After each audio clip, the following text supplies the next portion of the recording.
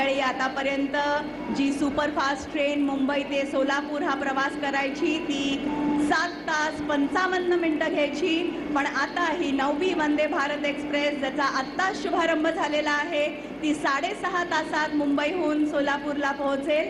म्हणजे 1.5 तासाची बचत होणार आहे. या संपूर्ण प्रवासात अत्यंत आरामदायी असा हा प्रवास होणार आहे. सोलापूरमध्ये सिद्धेश्वर आणि त्याबरोबरच आजूबाजूला पंढरपूर, तुळजापूर, अक्कलकोट अशा तीर्थक्षेत्रांवरती फास्ट कनेक्टिव्हिटी होईल.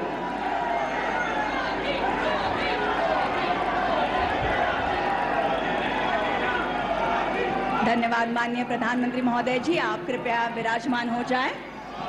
और अब CSMT सोलापुर वंदे भारत एक्सप्रेस के बारे में संक्षेप में जानकारी देते हुए एक फिल्म चलाई जाएगी. मैं आपका ध्यान स्क्रीन की तरफ आकर्षित करना चाहती हूँ.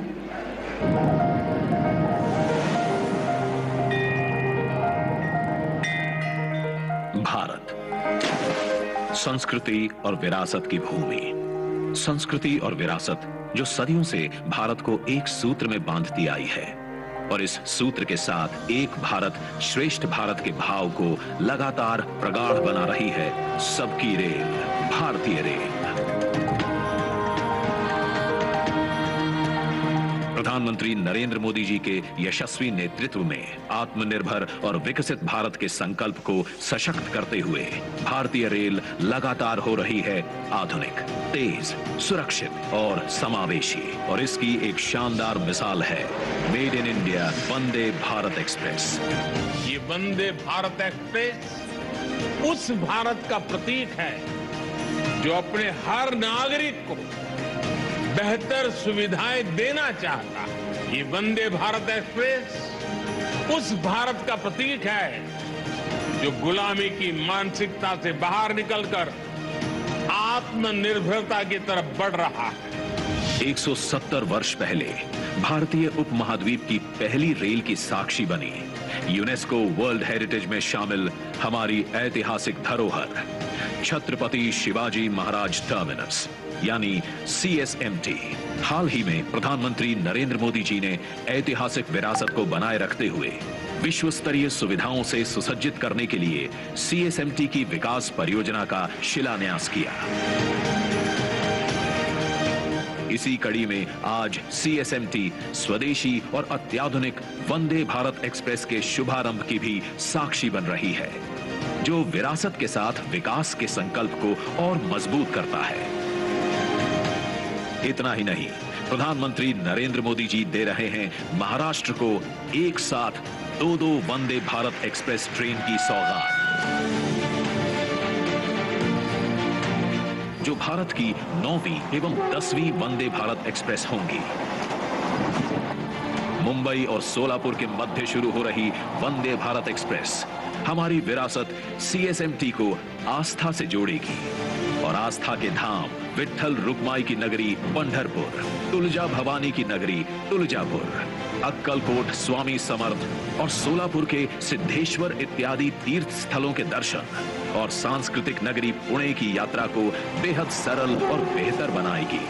आज ही एक और वंदे भारत एक्सप्रेस साईं बाबा के दर्शन को आसान और सुलभ बनाने के लिए मुंबई और साईनगर शिरडी के मध्य शुरू हो रही है, जो श्रद्धालुओं की पंचवटी, रामकुंड और त्र्यंबकेश्वर की नगरी नासिक की यात्रा भी सरल, सुलभ और आरामदायक बनाएगी.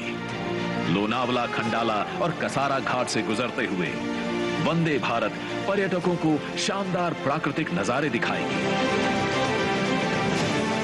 वंदे Bharat express touch free doors, revolving recliner seats, GPS आधारित ऑडियो विजुअल यात्री सूचना सिस्टम, ऑन बोर्ड वाईफाई, दिव्यांगों के लिए सुविधाजनक कोच और कवच सुरक्षा सिस्टम जैसी कई सुविधाओं से सुसज्जित है.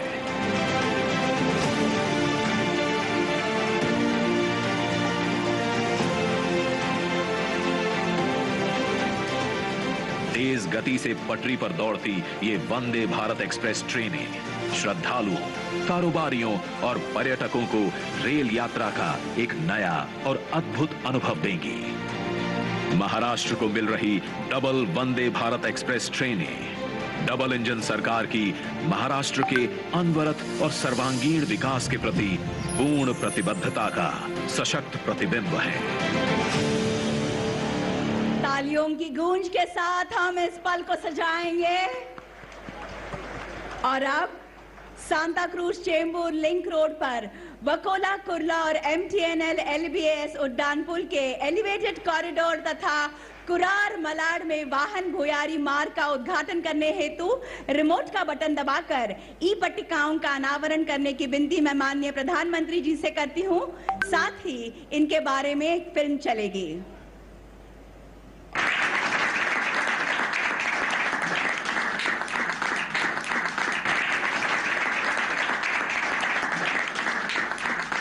मुंबई, भारत की आर्थिक राजधानी और जीवन रेखा, प्रतिदिन विस्तार और प्रगति की ओर अग्रसर। इस वृद्धि में सहायता के लिए डबल इंजन सरकार द्वारा लगातार प्रयास किए जा रहे हैं ताकि यात्रा के समय और यात्रा की भीड़ को कम करने वाली अधिक सड़कें बनाई जा सकें।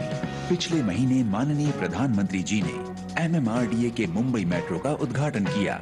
उसके बाद बहुत कम समय में डबल इंजन सरकार के माध्यम से मुंबई के लोगों के लिए माननीय प्रधानमंत्री जी के कर कमलों द्वारा 2 और महत्वपूर्ण परियोजनाओं का उद्घाटन किया जा रहा है। उनमें से एक कुर्ला से वकोला तक और दूसरा MTNL जंक्शन से LBS फ्लाईओवर तक नया पूरा किया गया एलिवेटेड कॉरिडोर है। 8.6 मीटर की 2 लेन चौड़ाई के साथ 3 किलोमीटर लंबे इस पुल को 300 करोड़ की लागत से बनाया गया है। इस एलिवेटेड कॉरिडोर के निर्माण से पहले कुर्ला और MTNL जंक्शन ट्रैफिक से भरे हुए थे। लोगों को रोजाना ट्रैफिक जाम और यात्रा में भारी देरी के कारण कठिनाइयों का सामना करना पड़ता था। उपनगरों में ईस्ट वेस्ट कनेक्टिविटी भी एक समस्या थी। ये corridor SCLR double decker rail overbridge का पूरक है और इसे वेस्टर्न एक्सप्रेस हाईवे से जोड़ता है। ये पहले इस कॉरिडोर के बिना संभव नहीं था। इस कॉरिडोर के उपयोग से वेस्टर्न एक्सप्रेस हाईवे से ईस्टर्न एक्सप्रेस हाईवे जाने वाले लोगों के समय में 20 मिनट की बचत होगी। MTNL जंक्शन से LBS फ्लाईओवर जाने वाले लोगों के समय के 10 मिनट बचेंगे और ये MTNL जंक्शन पर भी भीड़ को कम करके आवागमन आसान करेगा। BKC का व्यापारिक जिला इन कॉरिडोर्स के माध्यम से जुड़ा हुआ है, जिससे व्यवसायों को बढ़ावा मिलता है। छात्र समुदाय और दैनिक यात्रियों के समय की बचत होगी, जिसका उत्पादक रूप से उपयोग किया जा सकता है। उपनगरों में यातायात को आसान बनाने के लिए माननीय प्रधानमंत्री जी द्वारा उद्घाटन की जा रही अन्य महत्वपूर्ण मुख्य सड़क मलाड में कुरार विलेज सबवे है। कुरार में वेस्टर्न एक्सप्रेस हाईवे के दोनों ओर के लोगों को दूसरी ओर पहुंचने के लिए वेस्टर्न एक्सप्रेस हाईवे पर कुछ दूरी तय करनी पड़ती थी। कुरार अंडरपास इस ट्रैफिक को वेस्टर्न एक्सप्रेस हाईवे से दूर ले जाएगा और आवागमन को आसान करेगा।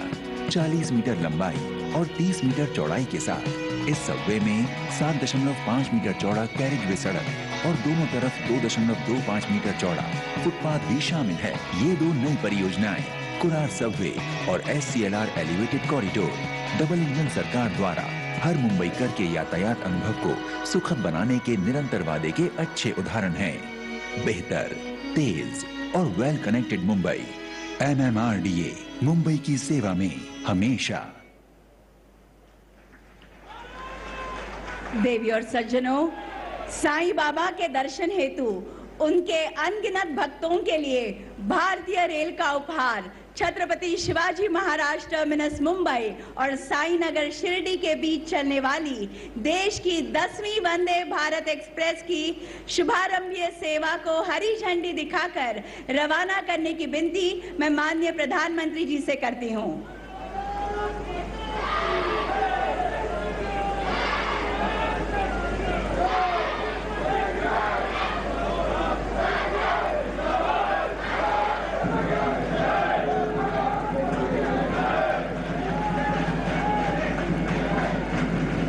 जैसा कि हम सभी देख सकते हैं,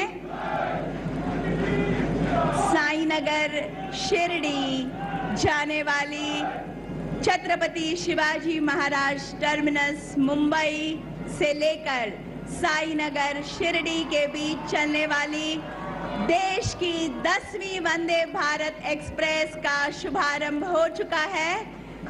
मुंबई से शिरडी पहुंचकर साईं बाबा के दर्शन लेकर उसी दिन वापसी की ये सुविधाजनक यात्रा विशेषता ये है कि घाट सेक्शन में इस गाड़ी को एक्स्ट्रा इंजन लगाने की बिल्कुल ही जरूरत नहीं है। प्रगति की जीवन रेखा, विरासत के साथ विकास, ये कहना निश्चित ही उचित होगा।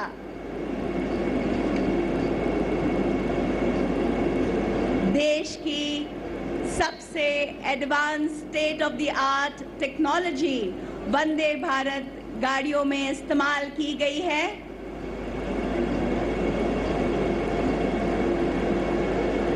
अत्यंत आरामदायी ऐसी ये यात्रा होगी, इसके बारे में पूर्ण रूप से हम आश्वासित हैं। और सबसे अनोखी बात तो ये है कि आज तक जो 8 वंदे भारत गाड़ियां भारत में चल रही थी, वे एक राज्य से शुरू होकर दूसरे राज्य जाती थी, पर आज ये 2 ट्रेन्स जो मुंबई से चली हैं, वे महाराष्ट्र के एक शहर से शुरू होकर महाराष्ट्र के ही दूसरे शहर में पहुंचेगी और वहां से वापस आएगी। ये बहुत ही अनोखा पल है, महाराष्ट्र के लिए बड़ी सौगात है। बहुत बहुत धन्यवाद।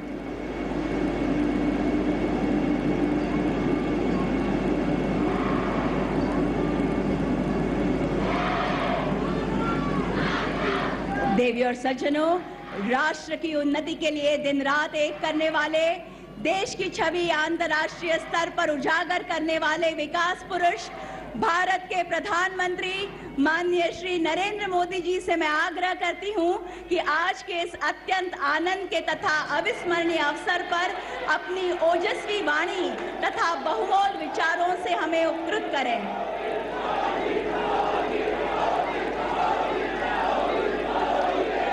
भारत माता की, भारत माता की, भारत माता की। रेल्वेच्या क्षेत्रात मोठी क्रांती होते। देशाला आज 9वी आणि 10वी वंदे भारत ट्रेन समर्पित करताना मला अत्यंत आनंद होतो आहे। महाराष्ट्र के मुख्यमंत्री श्रीमान एकनाथ जी, उप मुख्यमंत्री देवेंद्र जी, मंत्रिमंडल के मेरे साथीगण, महाराष्ट्र के मंत्रीगण, सभी सांसदगण, विधायकगण, अन्य सभी महानुभाव, भाइयों और बहनों, आज का दिन भारतीय रेल के लिए, विशेष रूप से मुंबई और महाराष्ट्र की आधुनिक कनेक्टिविटी के लिए बहुत बड़ा है। आज पहली बार एक साथ 2 वंदे भारत ट्रेनें शुरू हुई है। ये वंदे भारत ट्रेनें मुंबई और पुणे जैसे देश के आर्थिक सेंटर्स को हमारे आस्था के बड़े केंद्रों से जोड़ेंगी। इससे कॉलेज आने जाने वाले, ऑफिस और बिजनेस के लिए आने जाने वाले, किसानों और श्रद्धालुओं सभी को सुविधा होगी। ये महाराष्ट्र में पर्यटन और तीर्थ यात्रा को बहुत अधिक बढ़ावा देने वाली है। शिरडी में साईं बाबा का दर्शन करना हो, नासिक स्थित रामकुंड जाना हो, त्र्यंबकेश्वर और पंचवटी क्षेत्र का दर्शन करना हो, नई वंदे भारत ट्रेन, ये सब बहुत आसान होने वाला है। इसी प्रकार मुंबई सोलापुर वंदे भारत ट्रेन से पंढरपुर के विठ्ठल रखुमाई, सोलापुर के सिद्धेश्वर मंदिर, अक्कलकोट के स्वामी समर्थ या फिर आई तुलजा भवानी के दर्शन अब सबके लिए और सुलभ हो जाएंगे। और मुझे पता है कि जब वंदे भारत ट्रेन सह्याद्री घाट से गुजरे थी तो लोगों को प्राकृतिक सुंदरता का कितना दिव्य अनुभव होने वाला है। मैं मुंबई और महाराष्ट्र के लोगों को इन नई वंदे भारत ट्रेनों के लिए बहुत बहुत बधाई देता हूं। साथियों, वंदे भारत ट्रेन आज के आधुनिक होते हुए भारत की बहुत ही शानदार तस्वीर है। ये भारत की स्पीड, भारत के स्केल दोनों का प्रतिबिंब है। आप देख रहे हैं कि कितनी तेजी से देश वंदे भारत ट्रेन लॉन्च कर रहा है। अभी तक 10 ऐसी ट्रेनें देश भर में चलनी शुरू हो चुकी है। आज देश के 17 राज्यों के 108 जिले वंदे भारत एक्सप्रेस से कनेक्ट हो चुके हैं। मुझे याद है एक जमाना था जब सांसद चिट्ठी लिखा करते थे कि हमारे क्षेत्र में स्टेशन पर ट्रेन को रुकने का कोई प्रबंध कीजिए, 1-2 मिनट का स्टॉपेज दे दीजिए।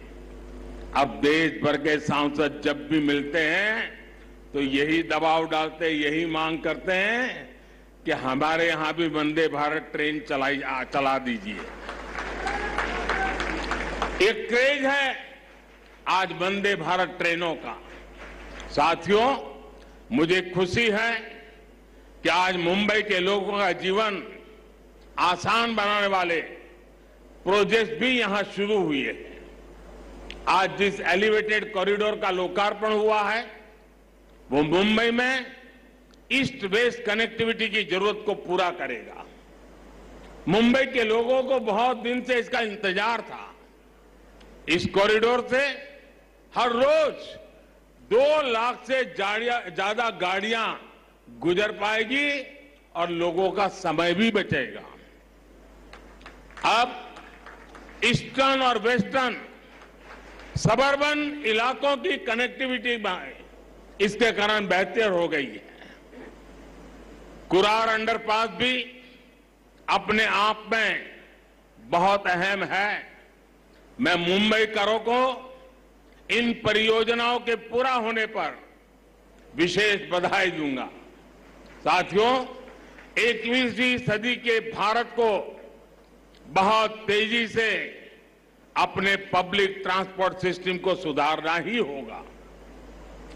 जितनी तेजी से हमारा पब्लिक ट्रांसपोर्ट सिस्टम आधुनिक बनेगा उतना ही देश के नागरिकों की ईज ऑफ लिविंग बढ़ेगी, उनकी क्वालिटी ऑफ लाइफ में सुखद सुधार होगा। इसी सोच के साथ आज देश में आधुनिक ट्रेनें चलाई जा रही हैं, मेट्रो का विस्तार हो रहा है, नए नए एयरपोर्ट्स और पोर्ट्स बनाए जा रहे हैं। कुछ दिन पहले जो देश का बजट आया उसमें भी इसी भावना को सशक्त किया गया है और हमारे मुख्यमंत्री जी और उप मुख्यमंत्री जी ने उसकी भरपूर तारीफ भी की। भारत के इतिहास में पहली बार 10 लाख करोड़ रुपए सिर्फ इंफ्रास्ट्रक्चर के विकास के लिए रखे गए हैं। ये 9 साल की तुलना में 5 गुना ज्यादा है। इसमें भी रेलवे का हिस्सा लगभग 2.5 लाख करोड़ रुपए का है। महाराष्ट्र के लिए भी रेल बजट में ऐतिहासिक वृद्धि हुई है।